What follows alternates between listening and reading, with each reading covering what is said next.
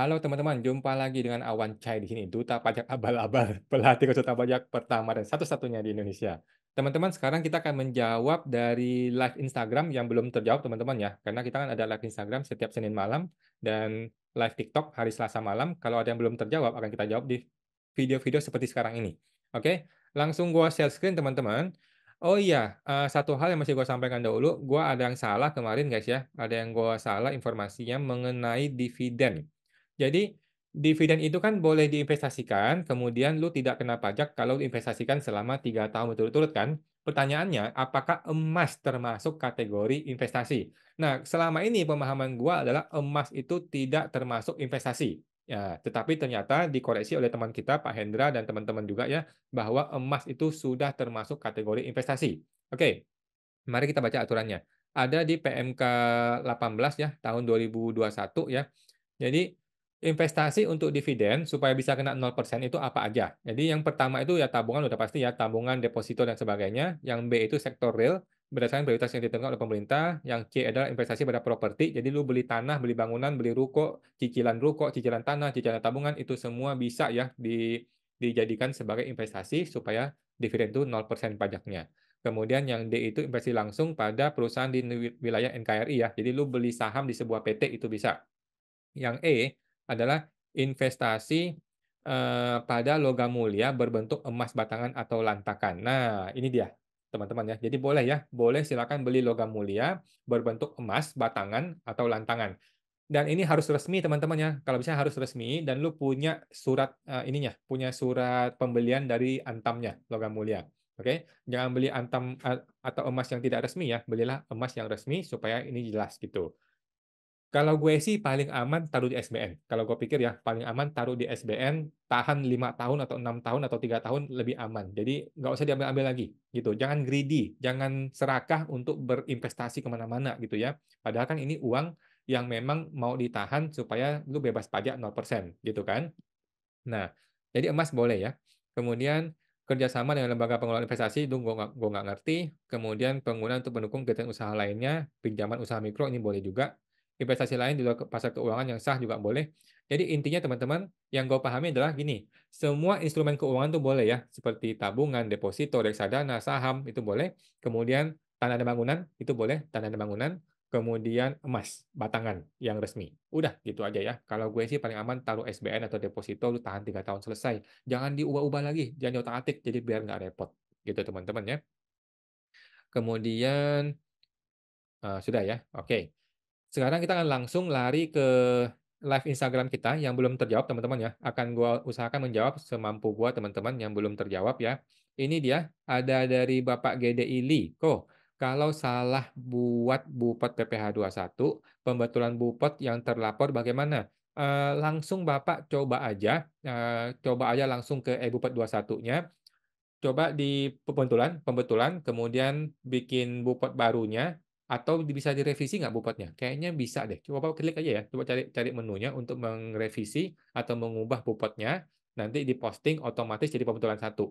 Oke, kalau nggak bisa, ya udah Bapak hapus bupetnya, Bapak bikin bupet yang baru. Oke, hapus dan bikin bupet yang baru, kemudian diposting, akan jadi pembetulan. Oke, semoga teman tuh Pak Gede Ili. Bapak Slogito, malam kawan. Mau tanya untuk UMKM di bawah 500 juta, apakah wajib lampirkan surat pernyataan benar omset di bawah 500 juta? Jadi gini teman-teman, surat pernyataan omset di bawah 500 juta itu hanya dalam rangka ketika kita menjual jasa kepada customer dan dia mau potong kita. Oke? Dia mau potong, tetapi kan kita punya omset di bawah 500. Maka kita bilang, "Jangan dipotong dong. Gua kasih yang namanya ini, surat pernyataan 500 juta sehingga tidak usah dipotong PPh 0,5%." Gitu teman-teman ya. Dalam rangka bikin SPT tahunan tidak perlu teman-teman ya. Surat pernyataan omset di bawah 500 juta hanya perlu untuk customer yang berencana motong kita, tetapi kita bilang jangan dipotong, bahwa saya menyatakan saya omset di bawah 500 juta. Karena kalau dia potong kan jadi LB. Kalau dia potong jadi LB nanti kita. Nah, gitu. Semoga teman tuh Pak Slow gitu. Bapak Pradita Yusi, tapi untuk sisa barang yang belum terjual gimana ya kok? Kan ketika beli sudah terbayar PPN-nya. Ini ngomongin apa ya, Bu? Saya mohon maaf terpotong. Sepertinya ada perubahan dari PKP ke PKP gitu ya, dari orang pribadi ke PT. Maka solusi yang paling gampang adalah jual kepada PT. Oke, jual kepada PT sehingga bayar PPN-nya. Solusi kedua adalah Ibu imbreng. Imbreng itu maksudnya setoran modal kepada PT, bentuknya itu barang, bukan uang. Oke, setoran modal saham kepada PT, tetapi berbentuk barang, itu namanya imbreng. Nah, lakukanlah prosedur imbreng seperti itu. Oke, semangat bantu Pak Pradita Yusi. Kalau imbreng PKP ke PKP, nggak ada PPN ya, tidak perlu bayar PPN. Ibu Valeri Adeline, kok saudara baru jualan sembako. Kalau jual beras kan untungnya paling 1.000 perak. Buset. Apakah beras termasuk dalam barang tidak kena pajak? Setahu saya iya, dia tidak kena PPN, tetapi dia tetap perlu buka faktur, Bu. Oke. Jadi pedagang-pedagang beras ya yang gue pahami yang terbaru ya, aturan terbaru, dia tetap perlu menjadi PKP, kemudian dia tetap perlu buka faktur pajak, kemudian atas faktur pajak yang dia buka itu PPN-nya 0%, ya. PPN-nya 0%, tetapi dia tetap perlu buka faktur pajak, PPN-nya 0%. Untuk barang-barang yang bukan sembako, tetapi dia jual juga, contoh nih, dia buka warung besar nih, ada jual sembako, ada jual meja, kursi, komputer gitu ya. Nah, atas barang-barang yang meja, kursi, komputer itu kena PPN seperti biasa. Gitu, guys. Oke? Nah, pertanyaan orang gini, kenapa sih negara ini suruh kita jadi PKP? Kan orang bingung nih, kenapa sih orang negara suruh kita jadi PKP? Jawabannya gampang, guys ya. Karena negara itu mau men-tracking atau mau mencari kemana lari ini barang. Ini barang lari kemana supaya mereka bisa tahu omset-omsetnya para para pedagang-pedagang itu mana, berapa gitu ya. Nah, jadi seorang pedagang UMKM, pedagang beras, walaupun dia tidak kena PPN, tetap dia harus jadi PKP dan tetap harus buka faktur pajak. Oke, walaupun PPN-nya nol. Kemudian dia juga harus membayar PPN atau buka faktur untuk barang-barang yang memang objek PPN gitu ya. Nah, semua teman tuh Bu Valeri. Memang ribet ini barang-barang kayak begini ya, sembako-sembako gini memang agak ribet dan itu gue rasa 1-2 tahun lagi akan banyak orang kena masalah di situ.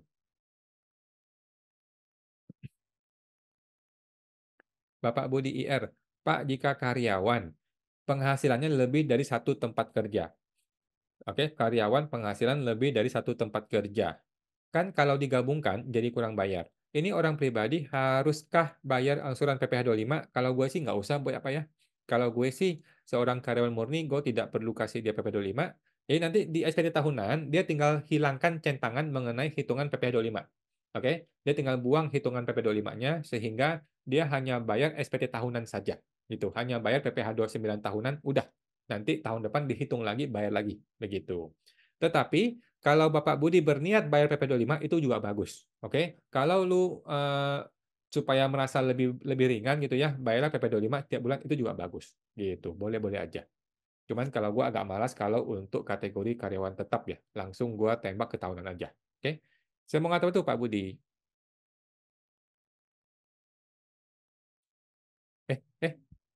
Terpotong, kelewat. Oh, tadi ya Pak Ngadili ya. Naik lagi kok, kalau mobil sudah dihibahkan kepada orang tua, tetapi mobil masih atas nama kita. Apa masih tetap dimasukkan ke SPT kita? Sedangkan orang tua memang nggak ada NPWP. Gini Pak, yang namanya sebuah harta harus terlapor di SPT seseorang. Oke? Mau di SPT Bapak boleh, mau di SPT ayahnya Bapak juga boleh. Ya, jadi pokoknya ini barang harus dilapor di SPT seseorang. Mau namanya siapa nggak masalah. Ya, jadi tidak harus ngikutin nama di BPKB, nggak harus. Tetapi mobil itu harus dilapor kepada siapa yang sesungguhnya memilikinya. Oke, sekarang Bapak bilang Bapak hibahkan kepada si ayah. Tetapi kan si ayah itu nggak punya NPWP. Maka cuma ada dua opsi. Opsi pertama adalah si ayah bikin NPWP dan dia laporin, atau tetap dilapor di anak, yaitu di Pak Li. Gitu ya. Jadi gitu doang. Harus diputuskan ya, barang ini mau dilapor di siapa? Di bapak boleh, di ayahnya juga boleh. Yang penting harus dilapor. Gitu. Mengenai nama di BPKB nggak penting. Pajak itu mau tahu siapa pemilik sesungguhnya, bukan masalah di BPKB-nya. Oke. Semoga itu Pak Li. Ibu Yuliana apa nih R3? Bapak Hendro, pajak bunga uang berapa? Pajak pajak bunga berapa persen? Oh, mungkin maksud Bapak itu pajak atas bunga ya. Jadi gini, kalau orang pribadi terima bunga, gara-gara dia minjamin uang nih ke orang lain atau ke PT atau kemana ya, dia minjamin uang, dia terima bunga kan, maka itu adalah kategori PPh biasa yang progresif, gitu Pak ya, yang orang pribadi progresif, yang 5%, 15, 25, 30. Nah, banyak orang, teman-teman ya, terutama pengusaha-pengusaha itu merasa berat dengan PPh progresif. Padahal enggak gitu teman-teman ya. PPh progresif adalah memang PPh yang seharusnya kita bayar gitu ya. Yang salah itu yang selama ini kita lakukan, yang 0,5% lah, kemudian pakai norma aneh-aneh lah, itu yang salah teman-teman ya. Yang betul itu adalah PPh umum, itu yang betul. Jadi, eee, saran gua teman-teman, kita mesti berubah mindset kita. Ubahlah mindset untuk membayar pajak yang memang seharusnya kita bayar, gitu. Yang namanya bunga, itu sudah jelas adalah objek PPh progresif, gitu ya. Jadi bukan bayar 0,5%, enggak ya, bayarnya PPh progresif, gitu. Nanti Bapak tinggal masukin di lampiran 1 halaman 2 di bagian penghasilan dalam negeri lainnya, pilih kategori bunga di situ. Masukin nilai rupiahnya, maka langsung otomatis terhitung ke halaman induk berapa nilai yang mesti dibayar. Oke? Semoga terbantu Pak Hendro.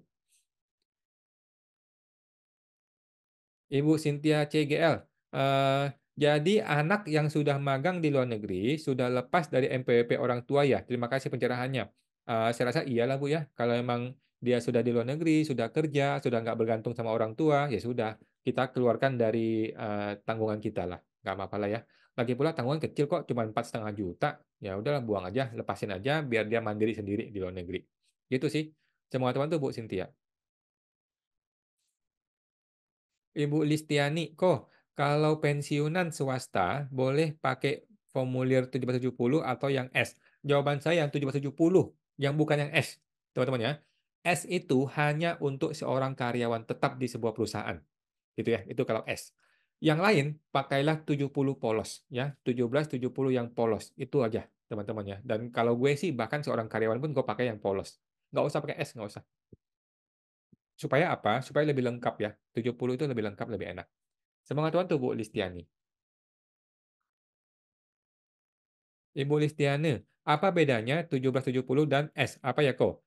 Gampangnya gini, kalau 1770 yang biasa, yang polos, itu bisa buat semua orang. Siapapun bisa pakai itu ya, 1770 polos. Kalau 70S itu hanya untuk seorang karyawan tetap di sebuah perusahaan. Gitu. Kalau dia seorang karyawan, dia bisa pakai S atau yang polos. Kalau yang polos bisa buat semua orang. Jadi saran gua gunakanlah yang polos, biasakanlah pakai formulir yang lengkap. Beres, lebih lebih enak. Teman-teman tuh Bu Listiani.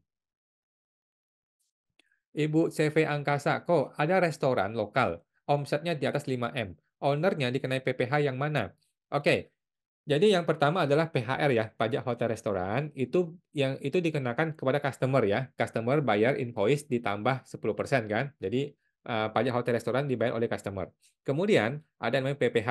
PPh itu, adalah PPh progresif nih, kalau dia sudah kena di atas 4,8M ya. Kalau dia sudah di atas 4,8M, maka dia wajib pembukuan, kemudian dia menggunakan PPh umum, bukan PPh 0,5% final ya, tetapi PPh umum, alias hitunglah berapa keuntungannya dari laba ruginya langsung dikenain PPh umum yang PPh progresif. Oke, itu aja ya. Dan kemudian kalau dia punya karyawan mesti potong PP 21, kalau dia bayar jasa mesti potong PP 23, hal-hal seperti itu teman-teman ya. Semua teman tuh Bu CV Angkasa.